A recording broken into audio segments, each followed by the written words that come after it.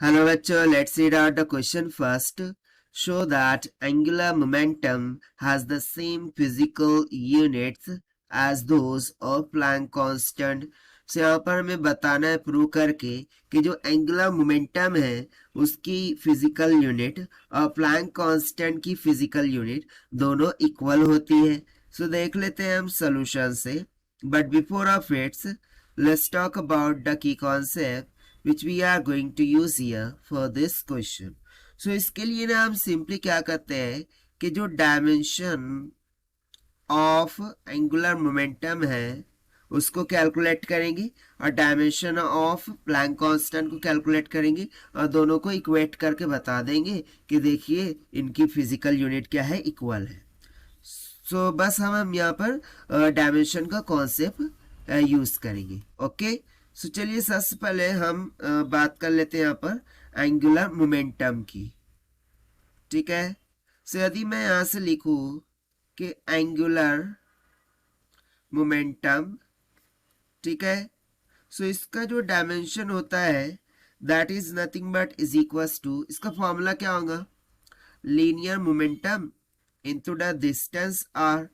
सो इसके लिए यदि मैं डायमेंशन लिखूं, राइट, सो एंगुलर मोमेंटम को हम बेसिकली किससे डिनोट करते हैं, एल से.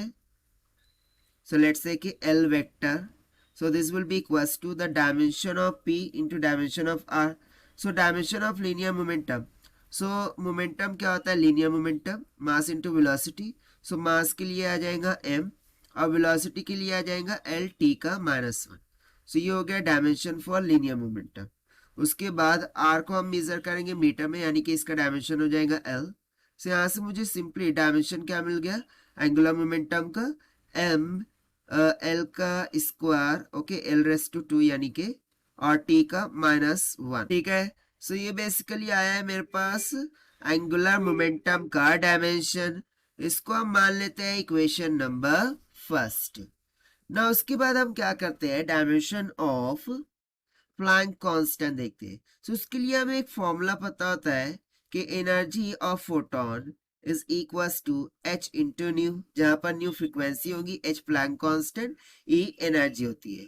सो यदि मैं डायमेंशन के लिए कैलकुलेट कर रहा हूँ उसे क्या मैं इस तरीके से लिख सकता हूँ कि dimension of h will be equals to dimension of energy by dimension of frequency, that is nu. So this will be equals to dimension of e, क्या आएगा, एम एल का स्क्वायर और टी का -2 डिवाइडेड बाय फ्रीक्वेंसी को 1/सेकंड यानी कि T का -1. ठीक है ना, इसका डायमेंशन हो जाएगा टी का -1. So this will comes out to be M L power 2 T का -1. इसको दे दीजिए equation number 2. Now comparing equation 1 and 2, it is prove that, क्या प्रूव हो गया कि जो फिजिकल यूनिट है एंगुलर मोमेंटम की प्लैंक कांस्टेंट की वो इक्वल है. सो यहाँ से हम बोल सकते हैं from equation 1 and 2 it is proved that angular momentum, short में लिख रहा हूं momentum, has the same physical unit as Planck constant h.